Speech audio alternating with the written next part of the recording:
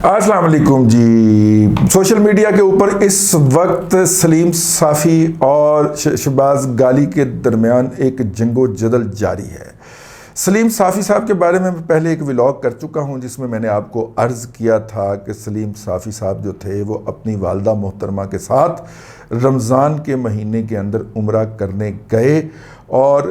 जब काबे का दरवाज़ा उनके लिए खुसूसी फरमाइश पे खोला जाना था और अगर आपको याद हो तो शहबाज शरीफ साहब भी उन्हीं दिनों के थे वहाँ पे, तो शहबाज शरीफ साहब के लिए खोला गया तो सलीम साफ़ी साहब चूँकि शहबाज शरीफ साहब के बहुत करीब हैं तो वो भी उसके ज़रिए चले गए। अब काबा का दरवाज़ा किसी के लिए खुल गया, वो भाई जीत गया। उसके बाद हमने उसके बारे में जो तनकीद या जो भी करनी है उसको उस दरवाज़े के बाहर बाहर बल्कि उसके हरम के बाहर बाहर उससे इख्तलाफ रख सकते हैं। उसके बाद फिर वो आते हैं तो फिर जनाब कोरोना के बाद चूँकि फुल फ्लैल हज जो था वो 2 या 3 साल के वक्फे के बल्कि इससे ज़्यादा वक्फे के बाद दोबारा खुल रहा था, तो उसके अंदर उन्होंने उसका एक बड़ा इवेंट बनाया और दुनिया के जितने भी प्रोमिनेंट लोग थे, इन्फ्लुएंसर हैं जिनको लोग दुनिया फॉलो करती है, उसके लिए उन्होंने उनको भी इनवाइट किया। हमारे वो जो फास्ट बॉलर हैं पिंडी एक्सप्रेस, वो भी इसी हवाले से इसी नाते से वो वहाँ पे हज करने गए। सलीम साफ़ी साहब भी उसी वजह से गए, मौलाना फजलुर रहमान और बहुत सारे दीगर अहबाब भी जो कि अभी उम्रा करके लौटे थे वो फिर हज करने के लिए वापस चले गए। अब वहाँ पे वो शाही मेहमान थे और शाही मेहमानों की खिदमत शाही तरीके से की जा रही थी और ज़ाहिर है कि शाही खिदमत की जा रही थी तो फिर शाही खाना पेश किया जा रहा होगा। और शाही खाना जब पेश किया जा रहा था तो उसकी एक तस्वीर जो थी वो खींच के जनाब सलीम साफ़ी साहब ने इस नीयत से शेयर की कि ये देखिए मुझे इज़्ज़त मिली। मतलब रब के घर में अगर आपको इज़्ज़त मिलती है और प्रोटोकॉल मिलता है तो आप इसको उसी से मुंसलिक करते हैं। उसके ऊपर शहबाज गाली ने एक गाली दी और उनको इबलीस एहराम में लिपटा हुआ इबलीस वाला शेर उनकी उस तस्वीर के ऊपर लगा के शेयर कर दिया और उसके बाद फिर यूथिये जो थे उनके पटे खोल दिए गए और वो बक बक करना शुरू हो गए। सलीम साफ़ी साहब ने चूँकि वो एहराम में थे उसका कोई जवाब नहीं दिया और वापस जब तशरीफ़ लाए और उन्होंने आके जो था वो पीटीवी में फसाद डाला वो मैं आपको बता चुका हूँ, लेकिन छोड़ें उस बात को।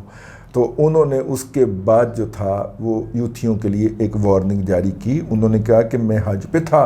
और हज में इस तरह की वाहियात बकवासियात का जवाब नहीं दिया जाता, लेकिन अब चूँकि मैंने एहराम खोल लिया है और मैं वापस भी आ गया हूँ पाकिस्तान में, तो आप अगले 15 दिन में मेरे से माफ़ी मांगें इस बात की, और अगर आप माफ़ी नहीं मांगेंगे तो फिर मैं आपके कच्चे चट्टे खोलना शुरू कर दूँगा, क्योंकि मैं जितना पीटीआई की तख्लीक उसको एक नाजायज़ तरीके से इक़्तिदार में लाने और ये सारी हरकत व सकनात करने के अंदर जो है जितना मैं आगाह हूँ उतना कोई आगाह नहीं है। ज़ाहिर है इस्लामाबाद के अंदर एक साबिक़ अफसर जो हैं बहुत बड़े, जो कि इनके और इरफान सिद्दीकी साहब के मुश्तरका गुरु हैं, उनके ज़रिए ही ये प्रोजेक्ट के बहुत सारे पहलू चल रहे होंगे जो सलीम साफ़ी साहब के इल्म में होंगे। तो सलीम साफ़ी साहब के तो सामने सारा कुछ हो रहा था, किस तरह इमरान खान के मुकाबले के कांटे चुने जा रहे थे। अब वो कांटे चुनने वालों का ये हाल हो गया कि वोट नहीं डालने जा सकते क्योंकि अगे एजाज सैयद खलोता होता है और फिर वो जवेद चौधरी को हायर करते हैं कि इधर से तो मेरा चीफ बनने का जो चांस है वो मिट गया है, तू ज़रा कालम लिख सानू की तो मुझे ज़रा ड्राई क्लीन कर उसके अंदर कि मैं तो मासूम था, मैंने सबसे पहले कहा था कि न्यूट्रल हो जाते हैं, ठीक है, तो चाचू मुझे जो है जो चीफ लगा देगा। हद है वैसे यार। तो हालांकि चाचू थे जिन्होंने नवाज शरीफ को कहा था कि ये इसको चीफ लगाने जा रहा है, अगर ये आ गया तो अपना पत्ता कट गया सियासत का। तो ये वो आखिरी बात थी जिसके ऊपर चाचू ने नवाज शरीफ को इक़्तिदार लेने के ऊपर कायल किया था और नवाज शरीफ इस पर कायल हुए थे, लेकिन ये रिकॉर्ड के ऊपर रख के मैं आगे चल रहा हूँ। सलीम साफ़ी साहब ने उसके बाद फिर तख्तों के पुश्ते लगाने शुरू कर दिए,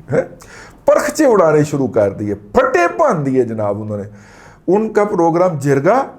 اور جرگے کی پھر مختلف کلپس شیئر ہونے، اور ساتھ میں پھر انہوں نے روزانہ صبح اٹھ کے نا یوتھیوں کو وٹا مارتے ہیں، ٹھیک ہے، اور وٹا بھی ایسی جگہ کے اوپر مارنا کہ جہاں پہ پھر یوتھیوں نے چوں چوں چوں شروع کر دینا۔ جب انہوں نے مقامات نازک کے اوپر نہ صرف کہ وٹے مارے بلکہ دیوے بال کے رکھ دیے، پنجابی میں جس کو کہتے ہیں، تو اردو میں اس کا ترجمہ ہے کہ چراغ جلا کے کچھ ایسی جگہوں پہ رکھے جس کی حدت ناقابل بیان حصوں تک جاتی تھی، تو اس کے بعد پھر چیخیں نکلنا تھیں۔ تو شہباز غالی کی قیادت کے اندر ارسلان بیٹا جو ہے وہ روب عمل ہو گئے، اور گزشتہ کم از کم 72 گھنٹوں سے سلیم صافی صاحب کو گالیاں پڑ رہی ہیں، اور اس کے اندر جو ہے جو ففتیے ہیں جو کہ پتہ ہے کہ ان کی مبلغ اوقات جو ہے وہ 1 لاکھ ویوز ان کے ساتھ جو وعدہ کیا ہوا ہے اپنے بورڈز کے ذریعے، یا 50,000 ویوز کے اوپر خریدے ہوئے ہیں نا بعض لوگ جو بظاہر تو بڑے انڈیپینڈنٹ جرنلسٹ بنتے ہیں۔ دیکھیں جی سلیم صافی صاحب کیسی زبان استعمال کر رہے ہیں، ماما اس نے اس کو احرام کے اندر گالی بکی تھی، عمران صاحب بھی دیکھ لیا کرو، عمران ملک صاحب، اور اس نے اس کو احرام کے اندر بکواس کی تھی اس کے خلاف، اور اس نے آگے سے جواب نہیں دیا۔ اب اس کا حق ہے کہ وہ گالی دے آگے سے، ٹھیک ہے، اور وہ اس کے سلیم صافی کے بڑے نسب اور بڑے ظرف کی بات ہے۔ اس کا مطلب یہ ہے کہ انتہائی ضبط والا خون اس کی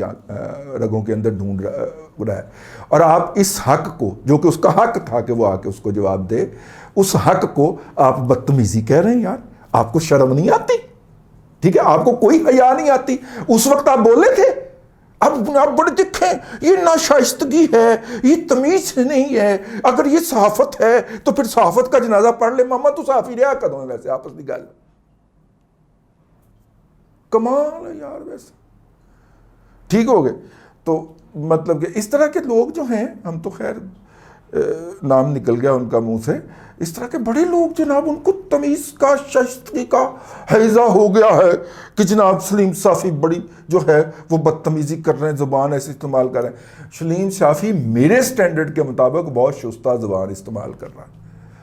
جس طرح کی اس شہباز غالی ولد النامعلوم نے ان کے خلاف زبان استعمال کیا، اس کے بعد تو بہت زیادہ بنتا ہے بھائی، ٹھیک ہے نا؟ ہاں، تو اس لیے بھائی جان سلیم صافی صاحب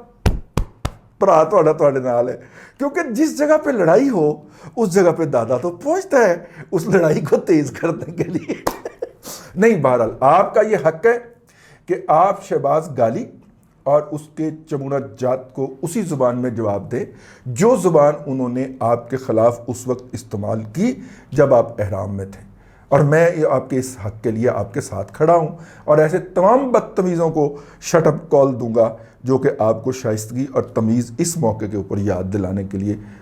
تشریف لائیں گے۔ وہ آپ کی والدہ کے بارے میں بھی نگفتہ بے باتیں کر رہے ہیں، میری گزارش ہوگی کہ آپ بھی شوکت خانم کے بارے میں اسی طرح کی زبان استعمال کریں جس طرح کی وہ آپ کی والدہ کے بارے میں کر رہے ہیں، کیونکہ مائیں سب کی مائیں ہوتی ہیں، ٹھیک ہے نا؟ اور ویسے بھی شوکت خانم صاحبہ کا جو نام استعمال ہو رہا ہے منی لانڈرنگ کے اندر، وہ رولنے والا ہے۔ تو آپ ذرا ابتدا کر لیں گے، برطانیہ کی عدالتوں میں رولے گا۔ آپ اندازہ فرمائیں کہ ادارہ جاتی لڑائی اس حد تک پہنچ چکی ہے کہ جب انہوں نے پاکستان کی عدالتیں مینج کر لی ہیں تو اب وہ برطانیہ کی عدالتوں میں جا کے اس کی رگڑا پھیرنے لگے، رندہ پھیرنے لگے، اور وہ رندہ پھیرنے لگا، آپ نے دیکھتے رہنا ہے جی۔ امریکہ میں ابھی لیٹ تھی رندہ پھرنے کے اندر، لیکن انہوں نے کہا کہ برطانیہ میں فوراً رندہ پھر سکتا ہے، تو برطانیہ کے اندر عمران احمد خان نیازی، ٹھیک ہے، یکے از نواز صاحب، منشی گوہر صاحب جو ہیں، ان کو رندہ پھرنے لگا۔ تو دیکھیے، ہم تو اللہ کی طرف ہی دیکھ رہے ہیں، ٹھیک ہے نا؟ بس دیکھیے اب مسجد نبوی کے تقدس کو پامال کرنے والوں کا انجام جو ہے وہ آپ کی آنکھوں کے سامنے ہوگا۔ صاحبزادہ جہانگیر چیکو آف صاحبزادگان آف مردان جو ہے، آپ نے اس کی بھی چیخیں دیکھنی ہیں، وہ جس کی ہر جوئے خانے کے اوپر داخلے میں پابندی ہے، جو برطانیہ کے اندر کسی بینک میں اکاؤنٹ نہیں کھول سکتا، اب اس نے بے نقاب ہونا ہے کہ کس طرح وہ لوگوں سے وہاں سے رقمیں لیتا تھا چیریٹی کے نام کے اوپر، اور پاکستان میں ہمیں اور آپ کو گالیاں بکنے والے جو تھے ان کو فنانس کرنے کے لیے، ان کی سیلریاں دینے کے لیے استعمال کرتا تھا۔ یہ سارے ڈرامے بے نقاب ہونے لگے ہیں، اور ہمارا تو کوئی بس نہیں چلتا تھوڑا گروپ کے اوپر ہوتے ہوں برطانیہ ہوں لگے۔ اب تک کے لیے اتنا ہی، اگلے ولاگ میں پھر آپ کے ہاں حاضری ہوگی۔ اللہ تبارک و تعالیٰ آپ کو آسانیاں عطا فرمائے اور آسانیاں خلق خدا میں تقسیم کرنے کی توفیق عطا فرمائے۔